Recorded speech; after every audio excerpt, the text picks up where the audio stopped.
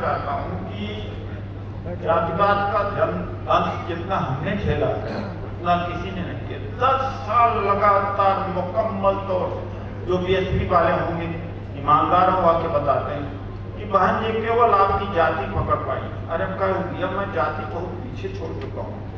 जाति से तो मैं इतना नफरत करता हूँ कि मेरी आइडेंटिटी एक मानव की व्यक्ति है, एक मेरी आइडेंटिटी इंसान है।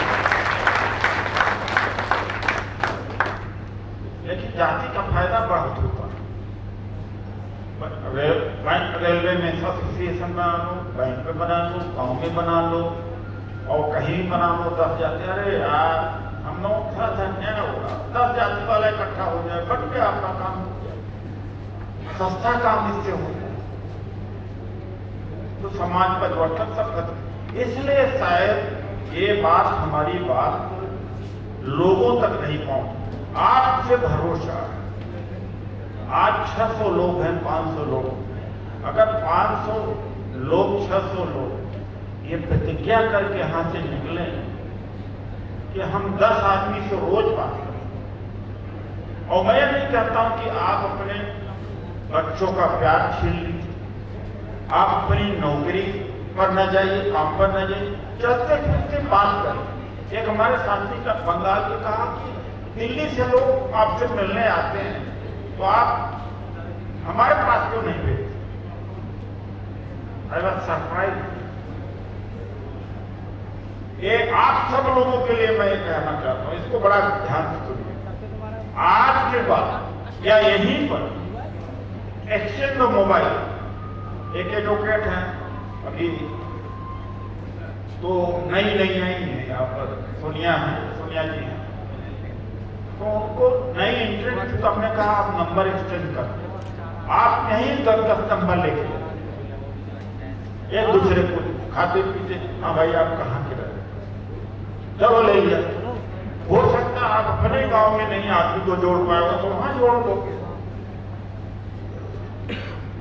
जो बंगाल के साथी को जहां जब आप ट्रेन पे चल रहे हो तो वहां भी बात कर लो।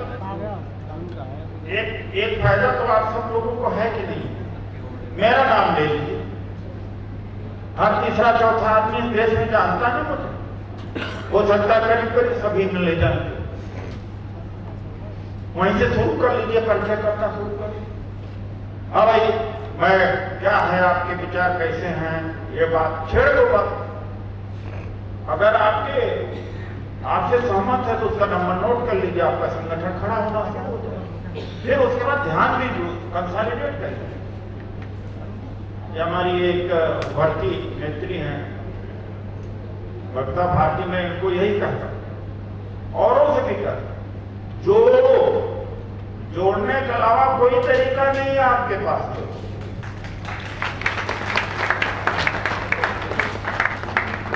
और कोई आपके पास पूंजी नहीं है, यही आपके पास पूंजी है। टीम खड़ा करें। अभी हमने ओम सुधा को दे दिया जिम्मेदारी, मैक्सिमम वही निभा रहे हैं। अच्छा ऊपर संघ के लोग सब सोच रहे हैं कि ये आ गया है, हमारा चांस मारा गया है। नहीं, ये बात सच है, वो मैं भी साफ कर।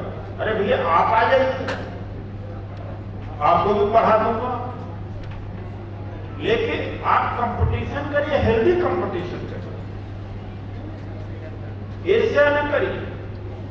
इसका नाम क्यों है, आप जरा एनालाइज करें।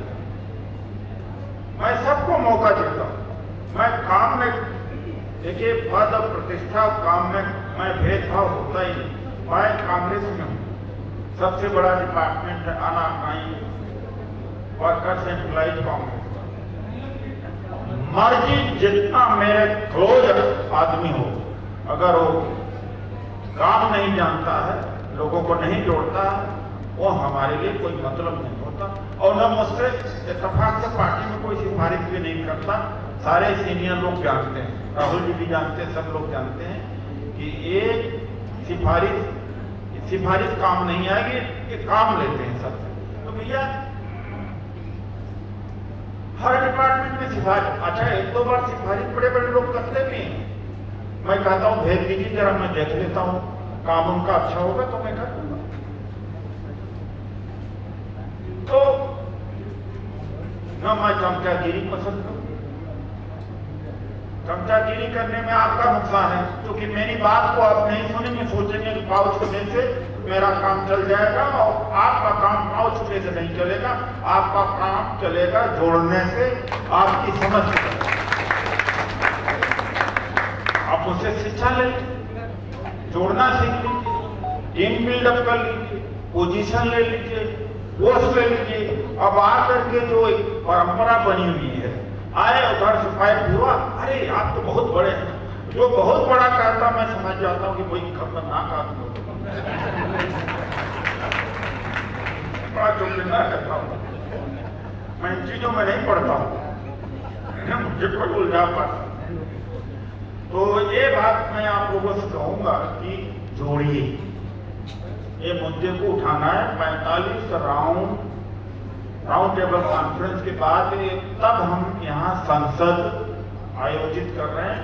ये संसद एक ऐतिहासिक होना चाहिए, इस वक्त यह हिस्टोरिकल इवेंट। सहमत हैं आप लोग? यहाँ से कोई बात निकल नहीं सकती। आज से कम 5, 10, 15 आदमी से बातचीत करिए, आप चलते हुए ही बात करिए, आप जिंदगी आपकी बदल जाएगी। देखो अपने आप से लड़ना बड़ा मुश्किल हो गया, आदत पड़ गई है क्रिकेट की बात करना, आदत पड़ गई है चुगली करने की, आदत पड़ गई है कम करने की। वो आदत छोड़ के कम से कम जोड़ने की आदत कर दो, बस खत्म। विजय जी हैं दरभंगा से, मधुबनी से, 2 बार कार्यक्रम अपने यहां कराए, एयर टिकट वगैरह सबसे पहले दे रहे।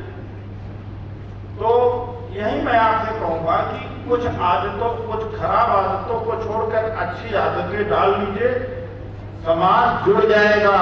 और हम संसद का नाम डॉक्टर अम्बेडकर पार्लियामेंट हाउस करा के रहेंगे, चाहे 2 साल, चाहे 3 साल, चाहे 4 साल।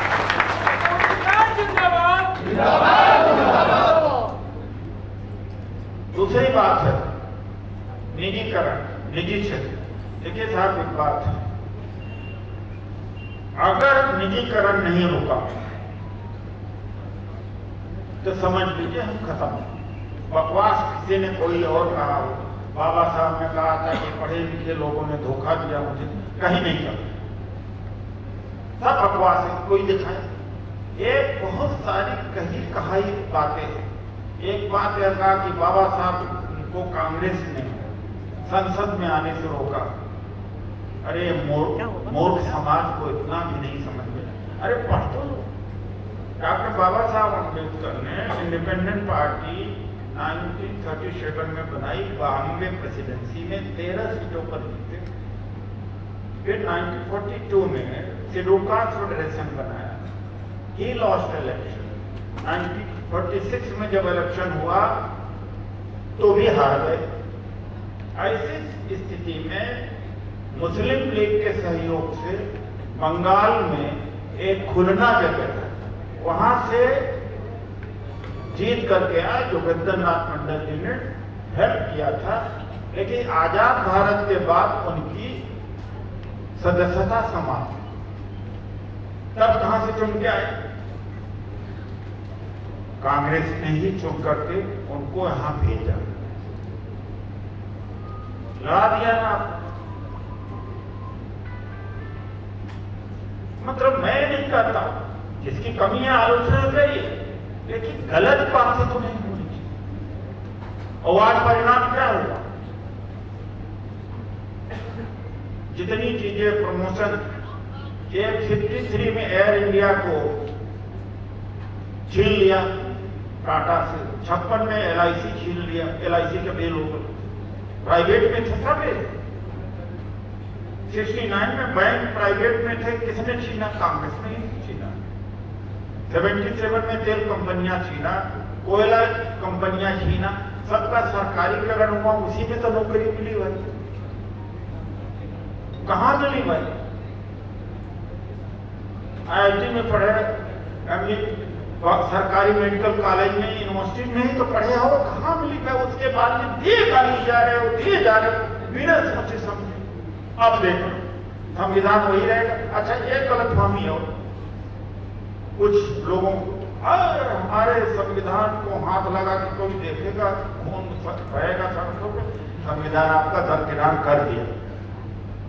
संसद का उद्घाटन ब्राह्मण मंत्र से हो और चोला के रियासत का जो पुजारी देता था, एक सिंबल देता था, प्रतीक देता था, उससे शुरुआत हुई।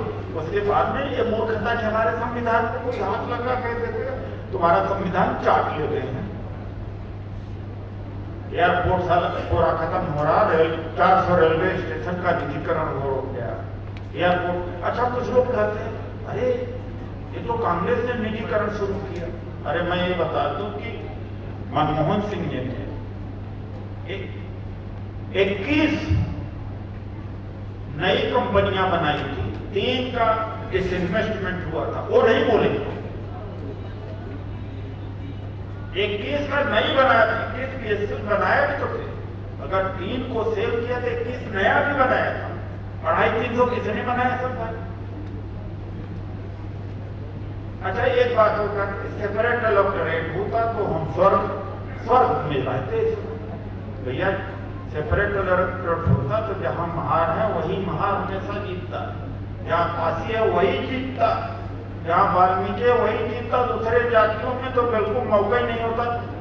वर्तमान को देख करके समझा जा सकता है कि जाति टूटी नहीं बल्कि जाति और बढ़ जाती।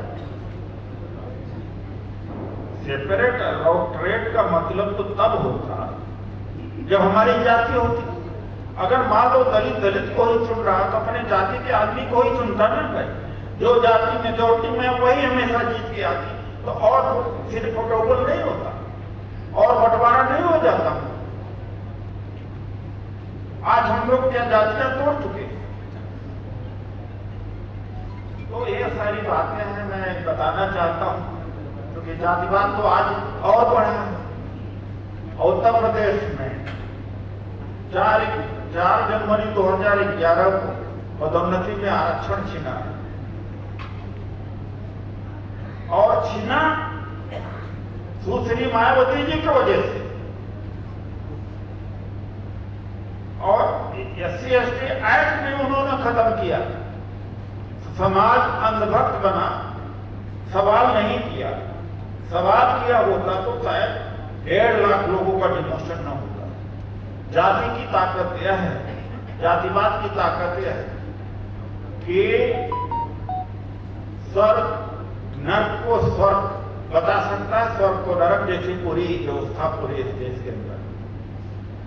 आप देख रहे हैं पिछले वर्ष 7200 करोड़पति भारत को छोड़, इस वर्ष 6500। फिर भी आम जनता सोचता भारत से ज्यादा बढ़िया कोई जगह ही नहीं, और सारे अमीर छोड़ते चले जा रहे हैं भारत को, कोई रहना नहीं चाहता। एक भी बीजेपी का बड़ा नेता, आरएसएस का बड़ा नेता का बेटा बेटी आप देख लीजिए, शायद इंडिया में पढ़ रहा, लेकिन पूरे दिन कहेंगे भारत महान, हमारी विश्व, हमारी संस्कृति है, हम विश्व गुरु हो रहे हैं। आम जनता ये कहती है अरे हम भारत में पैदा होना कोई मामूली बात है, और नहीं रहा कोई जो पढ़ा लिखा है, एजुकेटेड है, पैसे वाला, सब विदेश चले जाए। 40 लाख भारतीय अमेरिका में रहते हैं। मोदी जी से हमने कहा अरे 2-4 तो भारत वापिस लौट के आते भारत, एक लौट के नहीं आता, और वहीं से कहता भारत जो है विश्व गुरु, एक लौट के नहीं आएगा। सब अरबपति करोड़पति अगर एक यहाँ आकर के बैंक में पैसा केवल जमा करते, उसके इंटरेस्ट से कई पीढ़ियां खाएंगे, लेकिन वहां से नहीं आएंगे। तो जो कही जाती है बात, उसको आइडेंटिटी न सुन ली। यही मैं कहने के बात है, भगवान गौतम बुद्ध ने जो कहा था कि मेरी भी कही हुई बात को न मानना, अगर कसौटी पर खरी नहीं उतरती है तो। मैं भी आपसे यही कहता हूं, मेरी भी बात मानना, लेकिन जो हम कह रहे सारे प्रैक्टिकल। जब अन्ना का आंदोलन यहाँ चल रहा था, कोई SC/ST का संगठन नहीं आया, सबने कहा अन्ना इंडिया इंडिया अन्ना। हमने इसी परिसंघ से कनॉट प्लेस जाम करके कहा था कि ये जो लोकपाल है, अगर इसमें आरक्षण नहीं होता तो सीबीआई से ज्यादा ताकत मिलेगी, सुप्रीम कोर्ट से ज्यादा ताकत मिलेगी। एक ओबीसी एससी एसटी का चाहे कर्मचारी होगा, अधिकारी होगा, चाहे जनप्रतिनिधि होगा, उसकी खाल खींच लेगा। इसलिए इसमें आरक्षण होना चाहिए। और हमने बहुजन लोकपाल बिल बना करके उसमें आरक्षण करा लिया 50%।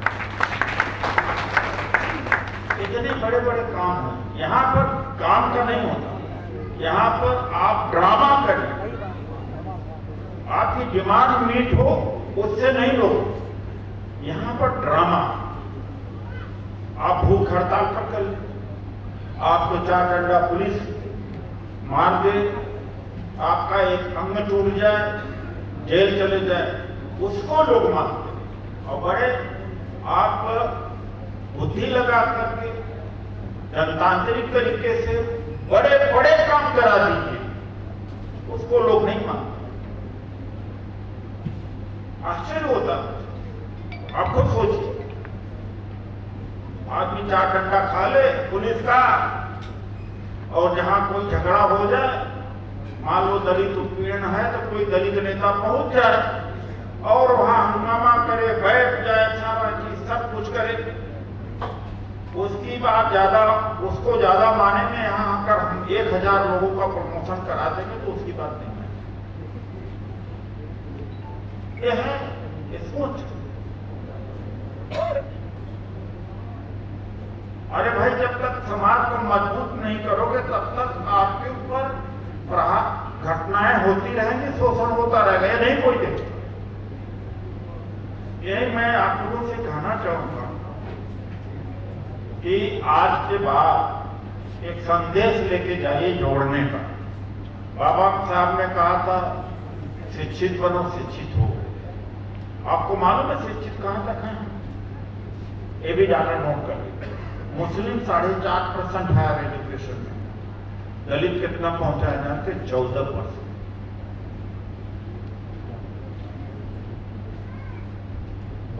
ओबीसी से भी ज्यादा एजुकेटेड हो गया है रिजर्वेशन को। मुस्लिम पीछे हो गया। तो ये बातें इसलिए मैं कह रहा हूं कि जब निजीकरण हो जाएगा तो सब समाप्त हो जाएगा, एजुकेशन समाप्त हो जाएगा।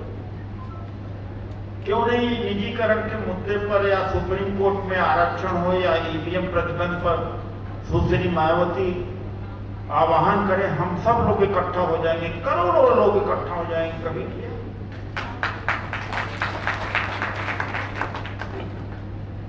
ये एयरपोर्ट बिक रहे हैं, 400 रेलवे स्टेशन का निजीकरण किया, कभी धरना प्रदर्शन किया, आंदोलन किया। और जो कितने, चूंकि नॉन पॉलिटिकल प्लेटफॉर्म है तो मैं पॉलिटिक्स की बात नहीं करूंगा और रहेगा ये।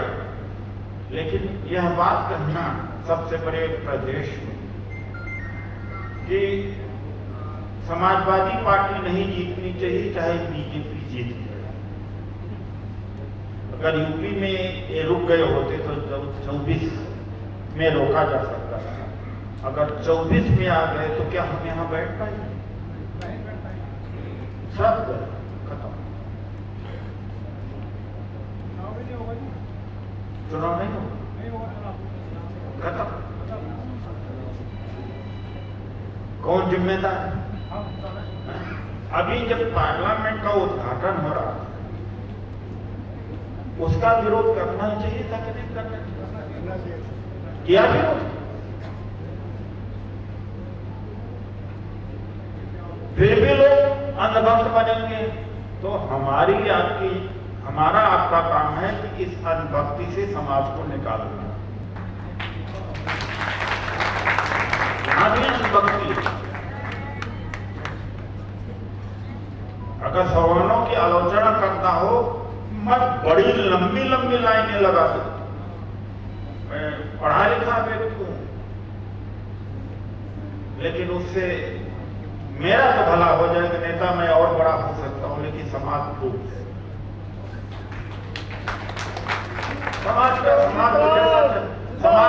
समाज को जैसा चाहो वैसे चला दूंगा। इस समाज को कोई सोचता है? ये तो भेड़ों वाला देश है। जाकर कहते हर हफ्ते एक यूनिवर्सिटी बन रही भारत में। अरे भैया कहाँ है पढ़ते यूनिवर्सिटी बन रही? लोग मान गए, 15 लाख रुपया मिलेगा, लोगों को मान गए, झूठ मानते हैं। 2 करोड़ रोजगार मिलेगा, मान गए।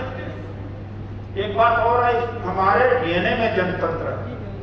मैं आपको बता रहा हूं, हमारे डीएनए में जनतंत्र नहीं है, अभी भी नहीं है। जो घुसा था वो भी निकल रहा है।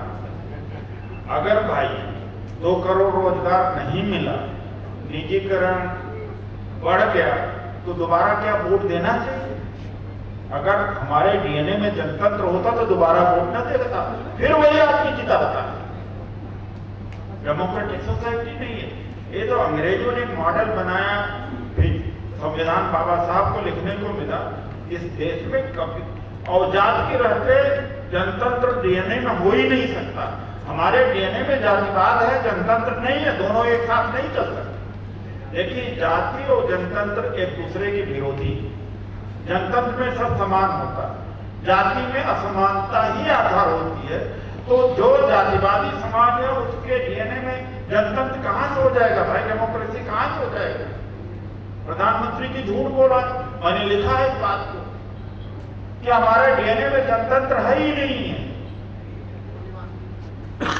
दलितों में भी हर जाति अपने से नीचे से एक जाति की तलाश करती है। मेरे माँ बाप भी करते, वो हमसे नीचे, मेरे यहाँ भी बचपना में। तो हर दलित जाति अपने एक जाति को जरूर तलाश कर लेती है कि हम उससे ऊपर करती है कि नहीं करती। तो जनतंत्र है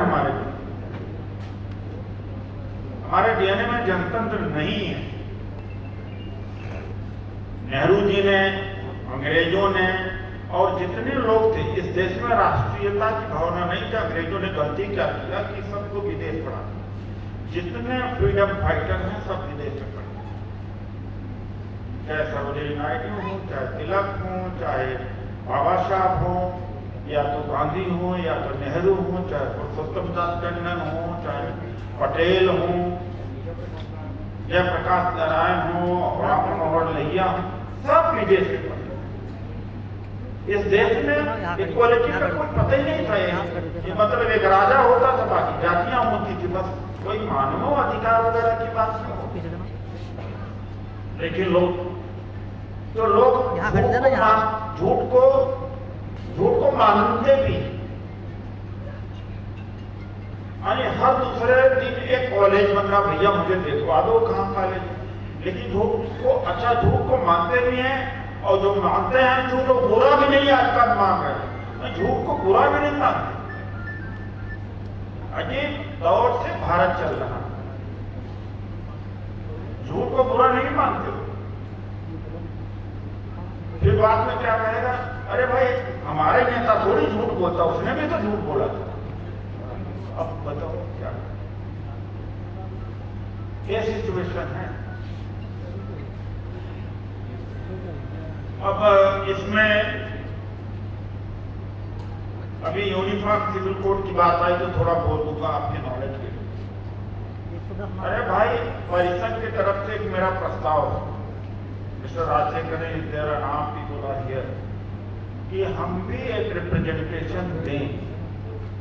जो लॉ कमीशन ने वेबसाइट बनाई, हाँ भाई, अरे यार, लॉ कमीशन ने इनवाइट किया है suggestion. Law commission has invited stakeholders that come out with suggestions I regard to uniform civil code.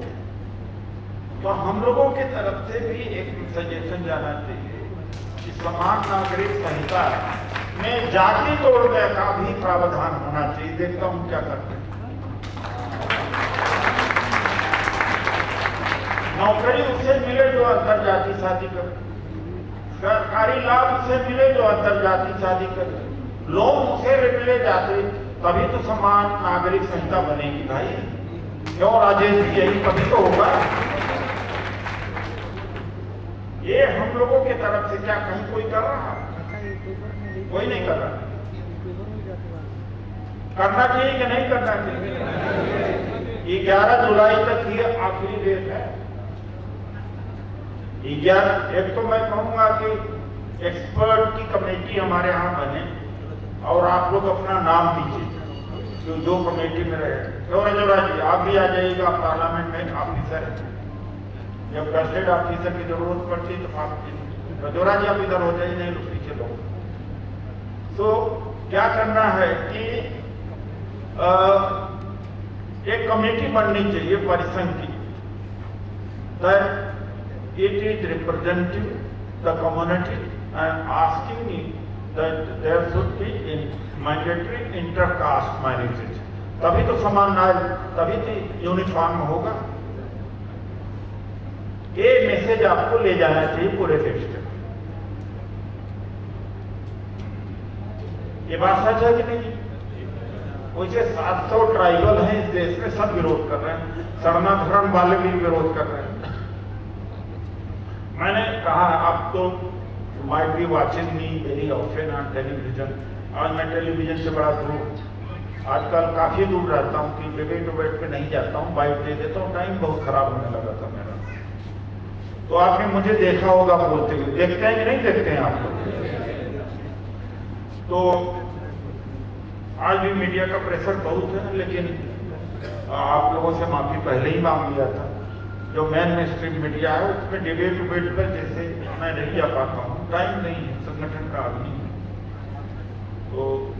तो कहने का ही मेरा मतलब है कि वहां पर भी चर्चा यूजीसी की हो रही कि जब 2018 में यूनिफॉर्म सिविल कोड संभव है कि नहीं संभव है, लॉ कमीशन इसी के सरकार के द्वारा बैठाया गया था और इसी सरकार के लॉ कमीशन की फाइंडिंग थी कि यूनिफॉर्म सिविल कोड की जरूरत नहीं है, न संभव है। यूनिफॉर्म सिविल कोड क्या है उसको अलग से मैं नहीं बता पाऊंगा आपको, काफी टाइम लगेगा। एडॉप्शन है, मैरिज है, सक्सेशन है, डेथ है, प्रॉपर्टी राइट्स है और बहुत सारी चीजें हैं जिसके अंदर मतलब एक तरह से जो सेक्शन 44 है वो उसमें कहा गया था कि बाबा साहब ने कहा था कि हमें कोशिश करके एक यूनिफॉर्म सिविल कोड बनाना करना चाहिए सबके लिए, एक कानून, शादी के लिए, विवाह के लिए, संपत्ति के लिए और एडॉप्शन के लिए, इनहेरिटेंसेस के लिए, बहुत सारे। उसका काम ज्यादा 5-6 एक्ट बन चुका है लगभग, जो सेक्शन आर्टिकल 44 है लगभग उसका काम हो चुका है। फिर भी एक नया मुद्दा छेड़ दिया है क्या हिंदू और मुसलमान। तो मैंने मुसलमानों से अपील किया कि भैया आप लोग आगे न जंप करिएगा, नहीं हिंदू मुस्लिम हो जाएगा फिर उनको वोट मिलेगा। अभी हिंदुओं में भी और आदिवासियों में भी बड़ी सख्त डोबल होगी, लठ होगा इस यूनिफॉर्म सिविल कोड के ऊपर। तो तुम बीच में न कूदना। अब देखते हैं कहां तक बात को मानते हैं, उनका पर्पज यही। तो इसलिए इस विषय को थोड़ा सा मैंने टच कर लिया।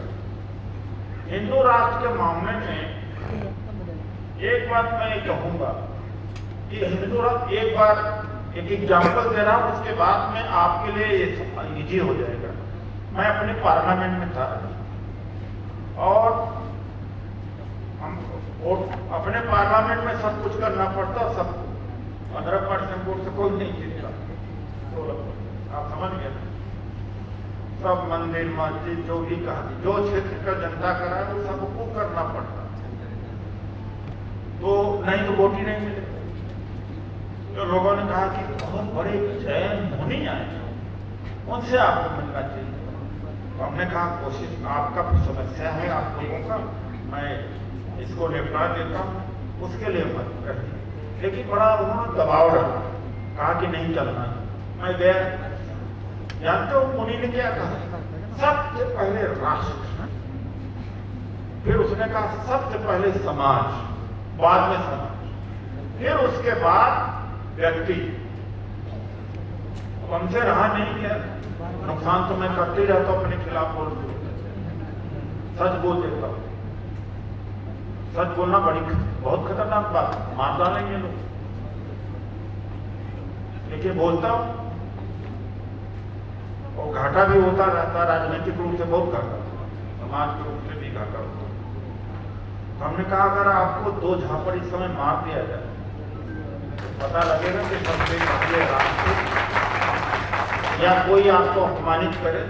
हमने कहा हमारे लिए सबसे पहले मेरी आजादी, मेरी फ्रीडम, मेरी डिग्निटी, फिर बात।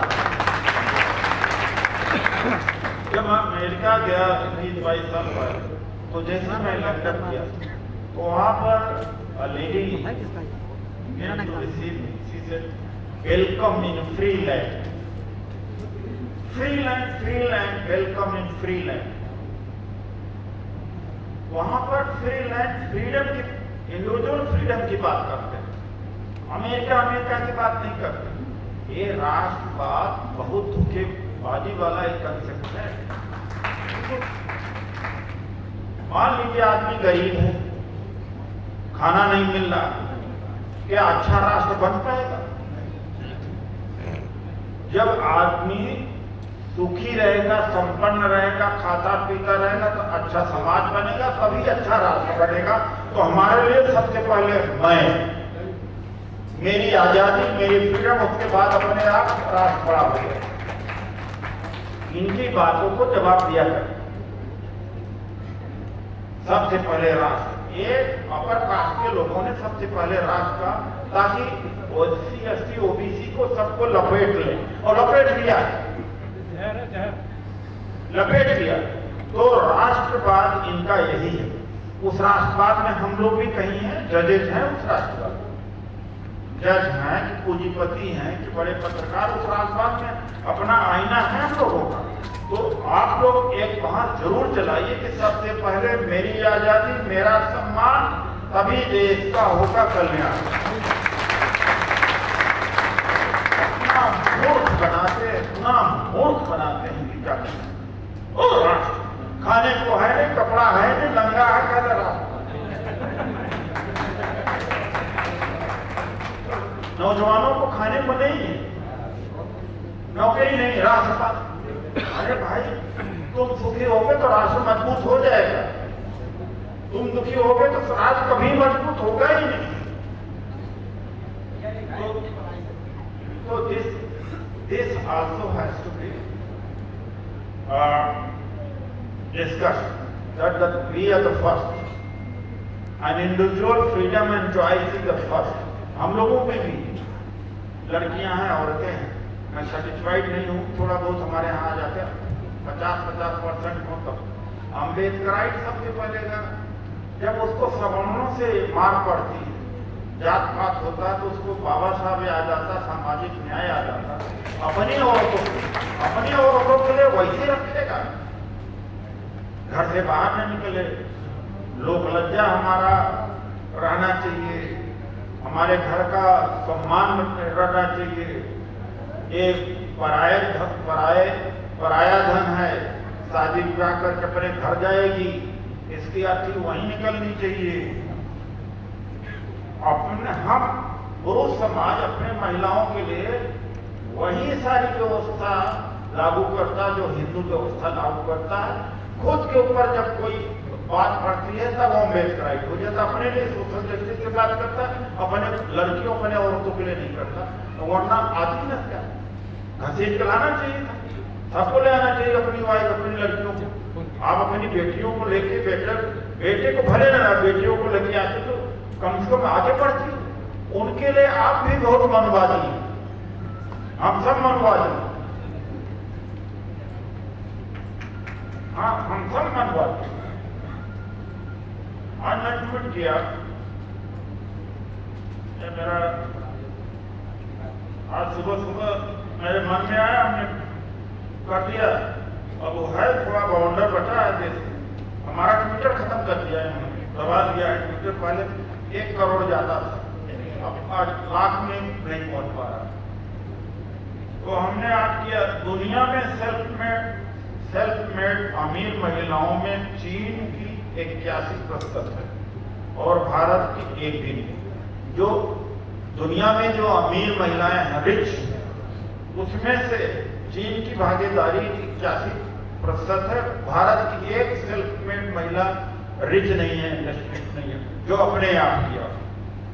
फिर आगे लिखा, होगा भी नहीं, क्योंकि भारत में इनकी पूजा होती है, नारी की पूजा होती है ना। और पति सेवा पवित्रता की जिम्मेदारी जो है, पतिव्रता होना चाहिए ना, पति सेवा की जिम्मेदारी है, तो कैसे उद्योगपति कैसे हो जाएंगे। फिर आगे लिखा, लोक लज्जा का भी तो ख्याल रखना है। तो आप ही कहते हैं हमारी औरतों को ये लोक लज्जे का ख्याल रखो। कोई कुछ भी कहे, साम्यवादी देशों में महिलाओं की स्थिति सबसे अच्छी है, वहां ये लोक लज्जा इन चीजों का नहीं होता। डॉक्टर अम्बेडकर ने 1938 में ही कहा था कि महिला को गर्भ धारण करने का अधिकार महिला को ही होना चाहिए। सास और पति और ससुर को राइट नहीं है उसके फैसले में। लगभग 100 साल पहले कि अम्बेडकर एक क्रांति उस समय की बात है। तो ये बात है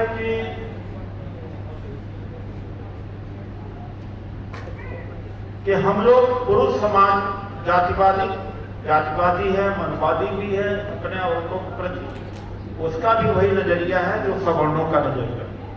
मैं ज्यादा समय आपका नहीं लेगा, अब खत्म कर रहा हूं। अब ये जोधपुर के साथी हैं, तो उन्होंने कहा आपने जोधपुर में ट्वीट कर दिया तो कई लोगों का प्रमोशन, कई बार ट्वीट का असर पड़ता है। तो कितने लोग इसमें हैं, मैं कंक्लूड कर रहा हूं कि how many people are there जो ट्विटर अकाउंट जिसका है, इसमें से कितने लोग हैं। डॉक्टर ओमसुधा फिर क्यों रीट्वीट क्यों नहीं होता, हमारा लाइव क्यों नहीं होते?